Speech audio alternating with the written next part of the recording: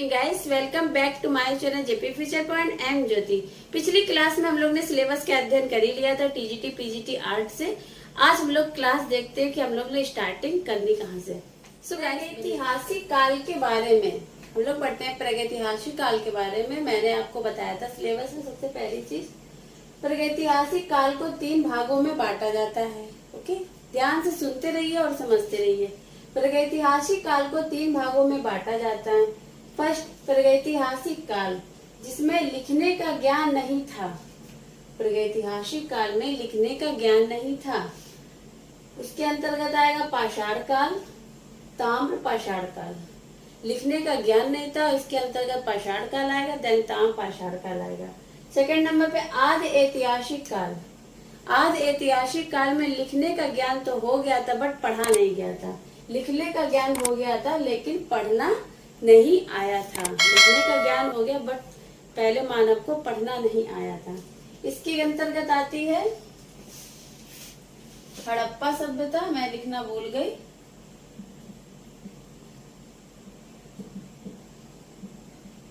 हड़प्पा सभ्यता आएगी प्लस वैदिक सभ्यता।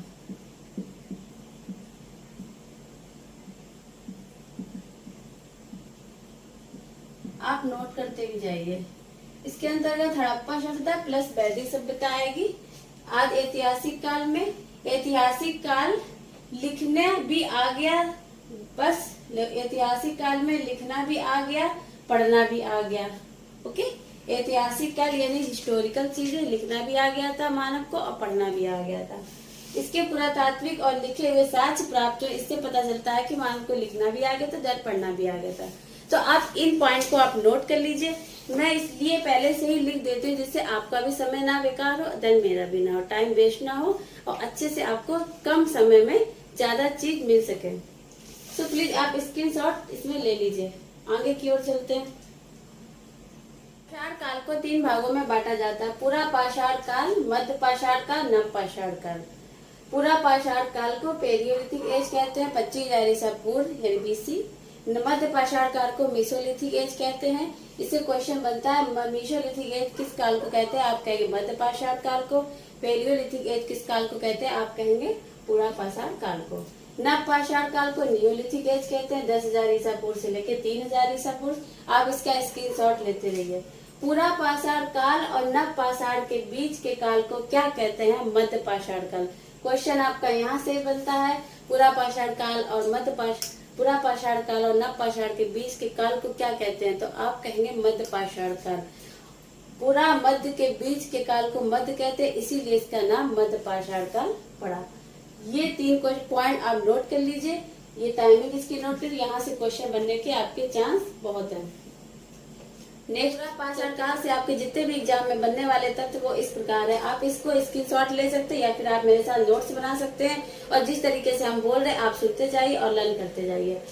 मानव जीवन का सबसे लंबा समय क्या था, पूरा पाषाण काल था। बिकॉज उस टाइप का मानव, उस समय का मानव जो असभ्य तथा बर्बर था, यानी उसको किसी चीज का ज्ञान नहीं था, कोई सुख सुविधा का साधन नहीं था, तो इसलिए उसकी लाइफ में इतना स्ट्रगल था, इसलिए उसकी पूरा पाषाण काल के मानव को लंबा समय उसके जीवन का माना जाता है। आपका क्वेश्चन इस प्रकार भी आ सकता है, किस काल के मानव का जीवन सबसे लंबा रहा, तो आप कहेंगे पूरा पाषाण काल के मानव का जीवन सबसे लंबा समय रहा।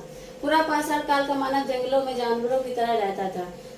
ओके, पूरा पाषाण काल का मानव जंगली और इंसेक्ट जानवरों से बचने के लिए प्राकृतिक औजार का प्रयोग करता। प्राकृतिक औजार उनके क्या होंगे, पेड़ों की छाल होगी, हड्डियां होंगी, पत्थर होंगे, इस तरीके से प्राकृतिक औजारों का प्रयोग करता था। पूरा पाषाण काल का मानव क्वाटरनाइट पत्थरों का प्रयोग करता था। पूरा पाषाण मानव को क्वाटरनाइट मैन भी, इसीलिए उसको क्वाटरनाइट मैन भी कहा जाता है। पूरा पाषाण काल के मानव का मुख्य भोजन क्या था, वो शिकार करना था। वो शिकार करते थे तब वो अपना भोजन करते थे। इस काल के मानव को आग की जानकारी थी, उसके बाद भी वो जलाकर उपयोग करना नहीं जानता था। आग की जानकारी तो थी बट वो जलाकर उपयोग करना नहीं जानता था। शुतुरमुर्ग के अंडे की खोज पूरा पाषाण काल में हुई थी। आपका क्वेश्चन ऐसे भी पूछा जा सकता है, शुतुरमुर्ग के अंडे की खोज किस काल में हुई थी, आप कहेंगे पूरा पाषाण काल में हुई थी। क्वेश्चन को घुमा फिरा के पूछेगा। जिस दिन आप क्वेश्चन बनाना खुद से सीख जाएंगे उस दिन हम हर एक किसी भी तरीके से क्वेश्चन घुमाया जाए आप क्वेश्चन को सॉल्व कर लेंगे। बहुत से इसी चीज में क्वेश्चन बहुत से घुमा घुमा के पूछे जाते हैं। अब आपसे ये पूछ रहे कि इस काल के मानव को आग की किस काल में मानव को आग की जानकारी थी और वो उपयोग नहीं कर पाता, तो आप क्या कहेंगे? पूरा पाषाण काल। ओके, नेक्स्ट आगे की ओर हम लोग चलते हैं। लोहेदा नदी की खुदाई से उच्च पूरा पाषाण कालीन हड्डी की बनी नारी आकृति प्राप्त हुई है। आप लोग नोट करते जाए भाई, नोट्स बनाते जाइए। अब आपका क्वेश्चन यहाँ से ये पूछ सकता है, हड्डी की बनी नारी आकृति कहाँ से प्राप्त हुई है? इस तरीके से क्वेश्चन घुमा सकता है। आप बोलेंगे लोहेदा नदी की खुदाई से। क्वेश्चन को तोड़ मरोड़ के एग्जाम में पूछा जाता है, बट क्या होता है कि बच्चे कंफ्यूज यहाँ से हो जाते हैं। क्वेश्चन सीधे सीधे पूछना चाहिए। अगर क्वेश्चन तोड़ मरोड़ दिया तो पता चला वही क्वेश्चन आते हुए भी आप गलत करके आएंगे। ऑप्शन में आपको दिया जाएगा काफी, 4 ऑप्शन आपको दिए जाएंगे, उसमें से आपको एक टिक करना है कि हड्डी की बनी नारी आकृति कहाँ से मिलती है? आप कहेंगे लोहेदा नदी की खुदाई से। ओके, प्रगति के आधार पर पाषाण काल को 3 भागों में विभाजित किया जाता है, पूर्व पाषाण काल, मध्य पाषाण काल, उत्तर पाषाण काल। ओके, उत्तर पाषाण काल को, नव पाषाण काल को उत्तर पाषाण काल भी कहते हैं। मध्य पाषाण काल को आपको पता ही है, पाषाण काल को पूर्व पाषाण काल कहते हैं। पूरा पाषाण काल को प्रस्तर युग भी कहते हैं। पत्थरों का काल था, यानी कि प्रस्तर युग यानी पत्थर, उस टाइम के काल को प्रस्तर युग भी कहा जाता है। पूरा पाषाण काल की खोज रॉबर्ट बुशफुट के द्वारा की गई थी। रॉबर्ट बुशफुट के द्वारा की गई थी। प्रस्तर युग के प्रारंभिक साक्ष्य दक्षिण भारत से प्राप्त हुए। क्वेश्चन आपको ऐसे भी घुमा सकता है, प्रारंभिक साक्ष्य प्रस्तर युग के कहाँ से प्राप्त हुआ? आप कहेंगे दक्षिण भारत से। इस तरीके से भी आपसे पूछ सकता है। पूरा पाषाण काल के साक्ष्य भारत, मद्रास, उड़ीसा, मैसूर से मुख्य रूप से प्राप्त किए गए थे। पूरा पाषाण काल के समय के साक्ष्य सोआ, नर्मदा, सरवत, मती नदियों के किनारे प्राप्त किए गए। आप लिखते जाइए। पूरा पाषाण काल के साथ 25,000 ईसा पूर्व के मध्य प्रदेश के मुरैना के पहाड़ सिथोरपुर से प्राप्त हुए हैं। ओके, आप स्क्रीनशॉट लीजिए या फिर आप नोट्स बना रहे हैं तो फटाफट आप इसको राइट करिए। पाषाण काल का मुख्य विषय क्या था? शिकार करना था। अब आपसे क्वेश्चन ऐसे पूछ जा सकता है, किस काल का मुख्य विषय क्या था?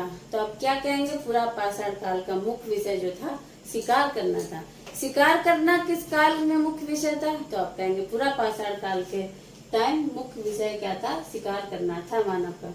पूरा पाषाण काल में मुख्य रूप से गेरुए लाल रंग का प्रयोग किया जाता था। मुख्य रूप से गेरुए लाल रंग का प्रयोग किया जाता था। आपसे यही पूछ सकता है किस रंग का प्रयोग किया जाता था? आप कहेंगे लाल रंग का किया जाता था। गेरुए रंग का प्रयोग आप किस काल में किया था? तो आप कहेंगे पूरा पाषाण काल में किया जाता था। इस युग में मनुष्य खेती नहीं करता था, बल्कि पत्थरों से जानवरों का शिकार करता था। दक्षिण भारत में कुंडूल की गुफा में सबके अवशेष प्राप्त होते हैं। कहाँ? पूरा पाषाण काल में। आई होप आपको पूरा पाषाण काल आपको पूरा समझ में आ गया होगा। पूरा पाषाण काल से आपके जितने भी इम्पोर्टेंट बनने वाले तथ्य मैंने उस तरह पर काम कर लिया है और आपको सारे ही वो चीजें मैंने आपको बता दी हैं। इस वीडियो को अगर आप डेली देखेंगे तो आपको अगर नहीं भी लिख रहे हैं तो आपको देखते देखते सुनते सुनते आपको लर्न होता रहेगा। अपनी तैयारी को बेहतर बनाने के लिए आप डेली वॉचिंग करिए वीडियो और अच्छे से नोट्स बनाए, अपनी एक सीट पक्की करिए। नेक्स्ट वीडियो में हम लोग पढ़ते हैं मध्य पाषाण काल के बारे में पढ़ते हैं और देखते हैं किस तरीके से चेंजमेंट पूरा पाषाण काल के बाद मध्य पाषाण काल में क्या क्या आया।